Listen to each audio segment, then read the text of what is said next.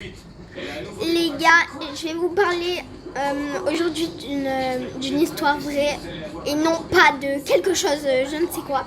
D'ailleurs là j'ai la chair de poule. Aujourd'hui je vais vous parler d'un meurtre qui a été commis soi-disant accidentellement. On va commencer. Déjà, je sais pas si vous savez, Snow the Last Queen. Je sais pas si vous connaissez, elle est connue sur TikTok et tout. Et elle parle d'elle. On va parler d'elle et surtout de Hélène. Comme vous le voyez, elle est un peu partout. Il y a beaucoup eu de vidéos sur elle. D'ailleurs là, je suis à moitié en larmes. Écoutez. Écoutez ça parce que voilà.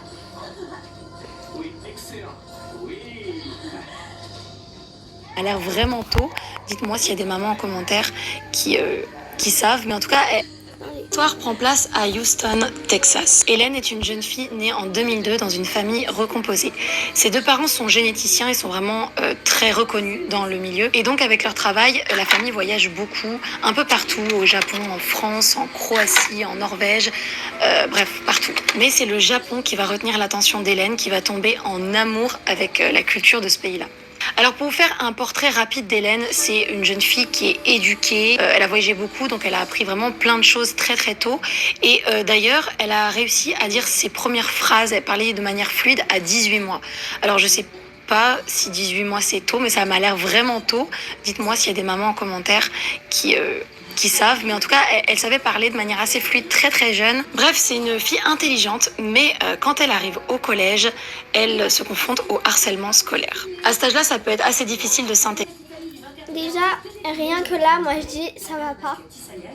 Et là, on va en connaître les raisons. Et je peux vous dire que moi-même, ça me fait froid dans le dos parce que je la plains. D'ailleurs, Hélène, si t'es en haut là, au paradis, si tu m'entends, force à toi. C'est un peu un âge ingrat et ça l'est d'autant plus quand t'as des différences avec les autres. Et c'est le cas d'Hélène.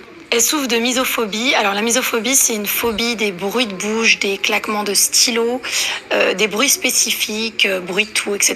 Et elle est aussi plus petite que la moyenne et elle est pansexuelle. C'est être attirée soit émotionnellement, soit physiquement, soit les deux par une personne, peu importe son genre. Et donc c'est pas facile pour Hélène de s'intégrer avec tout ça. La situation, elle devient de pire en pire au point où Hélène peut plus rester assise dans la classe trop longtemps à cause de sa misophobie. Elle peut pas manger avec les autres élèves. Enfin, ça devient vraiment infernal. Les élèves se moquent d'elle et ça l'isole de plus en plus. Elle arrive quand même à s'épanouir dans une relation amoureuse et un jour sa petite amie lui propose de venir à la Japan Expo. Alors là les infos diffèrent un peu là-dessus. On entend dire que c'est sa petite amie qui l'emmène à la Japan Expo, des fois c'est juste des amis. C'est pas vraiment important pour l'histoire donc elle se rend à la Japan Expo. C'est un événement de cosplay pour ceux qui connaissent pas. Le cosplay c'est l'art de se déguiser et d'incarner des personnages de jeux vidéo, de séries télé, films, animés, livres, etc. Et ça va beaucoup plaire à Hélène. Elle commence à faire du cosplay, à s'entourer d'amis qui ont les mêmes passions qu'elle. Elle commence à montrer... Alors en voyant ça, c'est pas pour être méchante, mais à mon avis, si elle s'est fait harceler, c'est pas que pour sa misophobie et pour sa pansexualité. C'est parce que aussi, on va pas se mentir, avec les vidéos, on peut voir qu'elle est un peu rondouillette, quoi. Qu'elle était... Mince. Grâce à ça, elle s'échappe un peu de son quotidien où ça va pas vraiment très bien. Elle devient un autre personnage, elle devient quelqu'un d'autre et elle vit sa passion. Et ça marche bien. Elle va passer d'une fille harcelée à une fille populaire. Et un jour, elle rencontre cette fille. Elle finit son collège et là... Alors, attendez, parce que nous, on va faire des théories, des recherches et tout. Parce que moi, plus je recherche, plus je trouve des choses qui sont de plus en plus claires pour moi. Et voilà.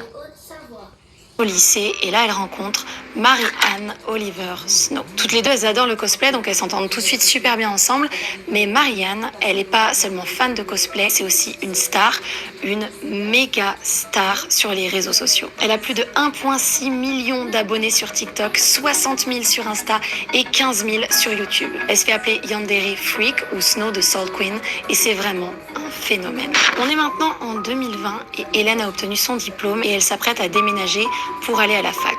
Et elle est très prise par ses études, donc elle poste beaucoup moins sur TikTok. Malheureusement, la Covid arrive et la fac d'Hélène va fermer. Hélène, elle veut pas se confiner dans sa maison familiale et elle décide de déménager chez Mary-Ann Snow. On va l'appeler Snow, ça va être plus simple. Donc elle déménage chez Snow. Pourquoi elle fait ce choix de déménager chez Snow ? Parce que premièrement, ses parents, ils étaient à risque, ils avaient une santé très fragile. Donc elle avait soit le choix de rester chez ses parents puis de jamais voir ses amis, ou bien d'être avec ses amis. Et comme beaucoup d'ados, elle a fait le choix de rester avec ses amis. Je vais vous dépeindre rapidement la relation qu'avait Hélène. Alors attendez, parce que là, on va s'arrêter un instant pour dire que quand même, on en parle que là, c'était juste. Quand même, là, elle est morte parce qu'elle a été en colocation avec Snow, du coup. On va l'appeler Snow, mais c'est Snow the Salt Queen. Ou je sais même plus comment elle s'appelle sinon. Puis on va apprendre après l'histoire de comment elle est morte. Enfin, en tout cas, ensuite on va examiner à peu près tous les shorts TikTok de Snow. Et on va créer des théories. Enfin voilà. Avec Snow.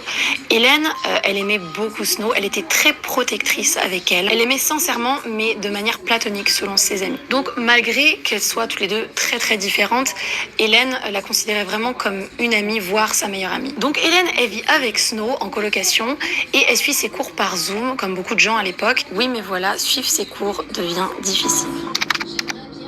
Dans sa nouvelle coloc, ça se passe pas bien. Snow, elle boit, elle fait la fête, elle fume, elle a un mode de vie très différent de celui d'Hélène. Le ménage est quasiment jamais fait, l'appartement apparemment il sent l'urine de chat, enfin c'est vraiment insoutenable, il y a des fêtes qui se donnent tout le temps. Hélène, elle arrive quand même à garder des bonnes notes jusqu'au 17 janvier 2021.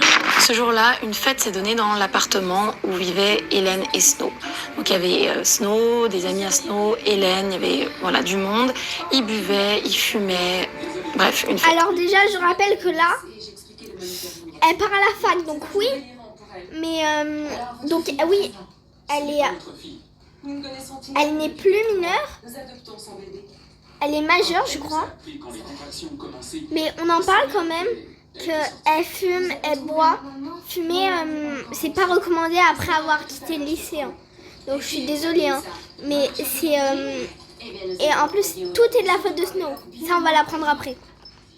Vers minuit, le groupe décide de regarder Gotham, une série spin-off sur l'univers de Batman.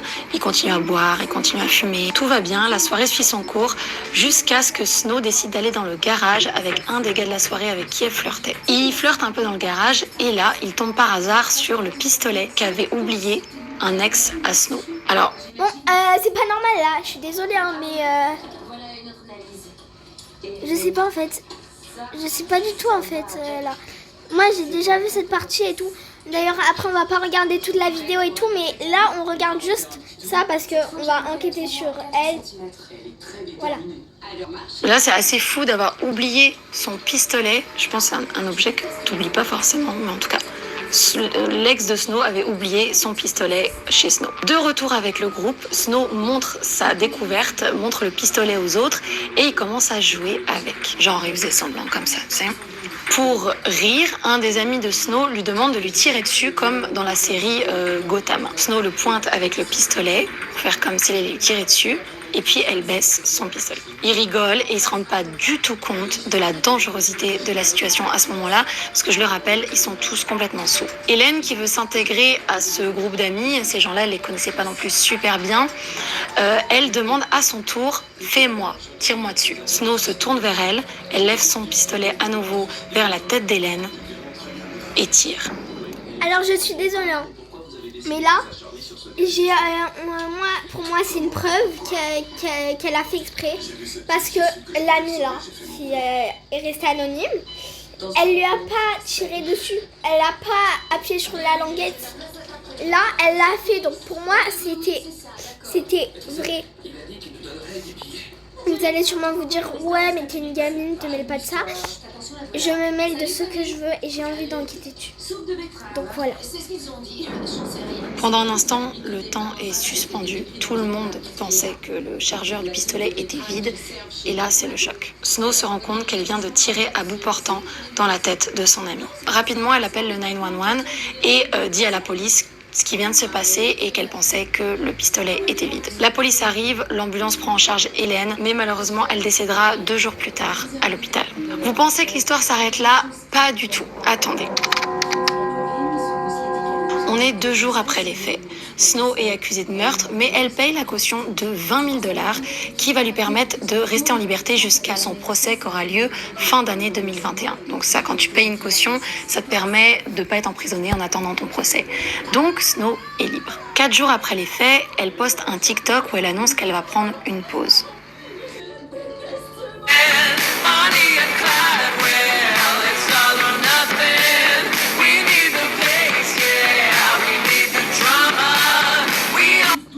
Alors là, quand même, je suis désolée, hein, mais elle dit qu'elle va prendre une pause, mais vous allez voir, c'est 3 jours plus tard qu'elle va reprendre les TikTok, comme si de rien n'était, alors que tout le monde est au courant et tout.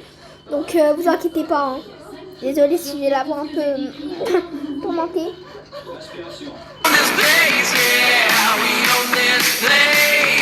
Une pause qu'elle arrête 2 jours plus tard.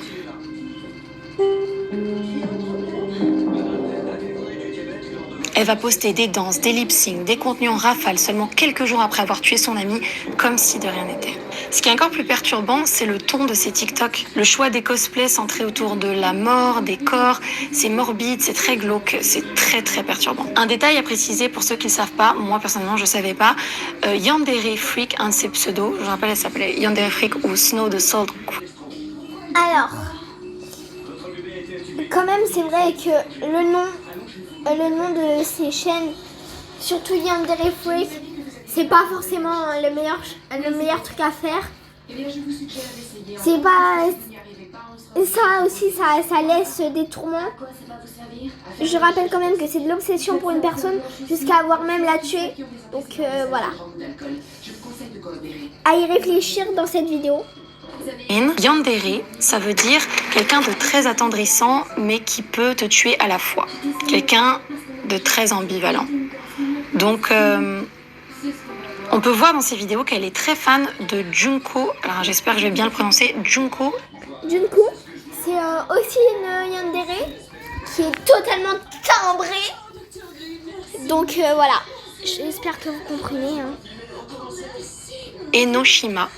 Désolée si la prononciation est pas très bonne.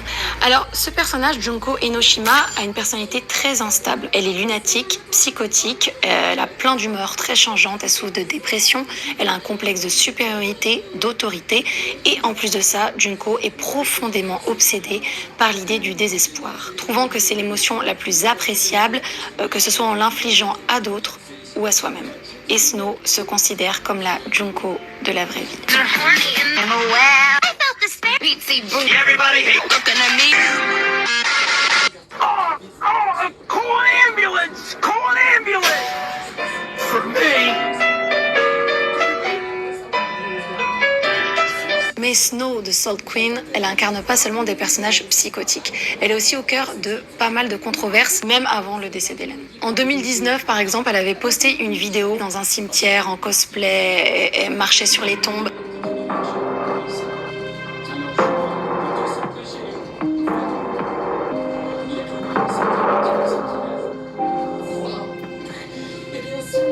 Ça avait fait une grosse polémique, évidemment, les gens avaient très mal perçu ça. Au lieu de s'excuser, elle a fait une vidéo où elle s'est moquée de la réaction des gens et elle a également ajouté qu'elle avait eu l'autorisation du cimetière pour faire cette vidéo, ce qui était faux, puisque le directeur du cimetière a démenti ses propos dans un mail.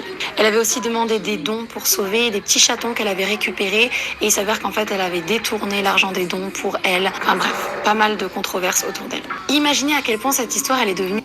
Alors, cette fille parle de ça, mais je suis désolée, hein, mais ça, on s'en fout complètement. Enfin, non, les chats, encore, voilà. Mais un meurtre, un putain de meurtre. Bon, là, je pense qu'on va s'y arrêter parce que je sais même plus si elle va dire si elle part en prison et tout. Donc, c'est parti. On va regarder ces trucs. On va faire des recherches et tout. Et c'est parti. J'ai ultra peur de ce qu'on va voir. Eh ben, désolée, hein, mais...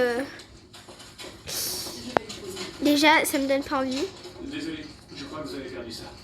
Quartier Môme, ma mère.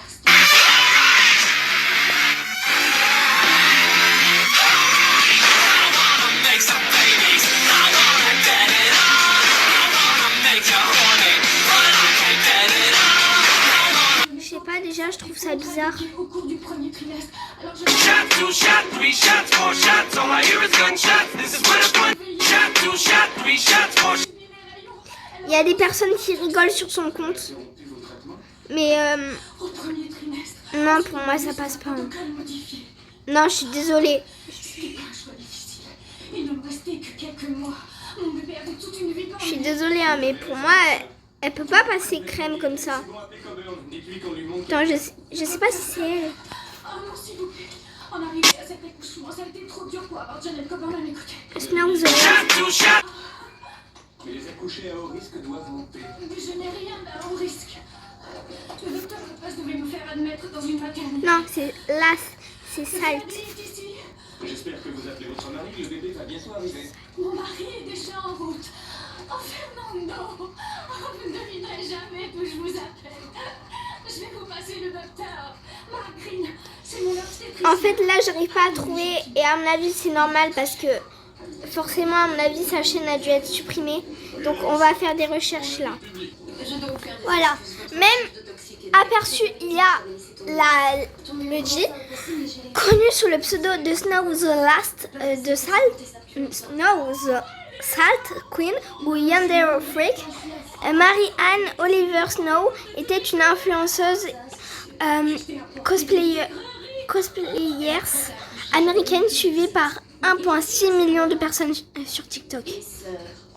Son histoire a basculé en janvier 2021 à Houston lors d'une soirée tragique où elle a abattu par accident son amie Helen Hastings, qui lui avait valu d'être inculpée pour homicide involontaire. En janvier 2021, lors d'une soirée alcoolisée à Houston, Mary-Anne et ses amis regardent une série. Elle sort une arme à feu laissée par son ex-partenaire, croyant qu'elle était totalement inoffensive après avoir retiré le chargeur. En manipulant l'arme pour imiter une scène, une balle restée coincée dans la chambre par intervenance fait feu. Son amie de 18 ans, Helen Hastings, est touchée mortellement à la tête. Pris de faire un test de grossesse sur une femme visiblement enceinte. J'ai fait une bêtise. Sous caution. Non mais c'est pas juste. Procès inculpé pour homicide involontaire. Elle plaide finalement coupable dans le cadre d'un accord. Plaidel. Elle évite la prison ferme en écopant de 10 ans de mise à l'épreuve. C'est une grossesse nerveuse, un classique du genre. Je suis désolée, hein, mais Je peux confirmer que Madame Clark n'est pas enceinte. je peux pas me la voir. Théorie maintenant. Abdominale causée par l'hyperventilation due à des contractions. Elle a le côlon plein de gaz. C'est ce qu'ils ont toujours dit. Ces créatures ont insufflé leur cochonnerie interstellaire dans toutes mes cavités et elles hibernent à l'intérieur. Oui, excellent choix. La tante des futurs pères a changé. Non mais bon, ok, on va aller sur je sais pas quoi. On va rester là. Vous voyez pas que vous êtes Jerry, c'est ça? Et si Snow l'avait fait exprès? C'est tout naturel. Si Est-ce que elle avait déjà prévu son coup? rien qu'une minute? Parce qu'on rappelle que quand même, Hélène est passée de fille d'une nerd à une fille ultra populaire. Ce qui a sûrement pas dû plaire à Snow, qui a donc décidé de garder ça en prétextant que c'était à son ex. Vous allez réussir. Parce que c'est vrai qu'on peut pas prouver que c'était à son ex. Si ça se trouve, elle avait déjà tout prévu et elle comptait l'abattre directement. Parce que l'histoire qu'elle n'ait pas à appuyer sur la languette pour son pote et qu'elle l'ait fait pour Hélène, bah je suis désolée, hein. Mais pour moi, ça ne passe pas. Voilà.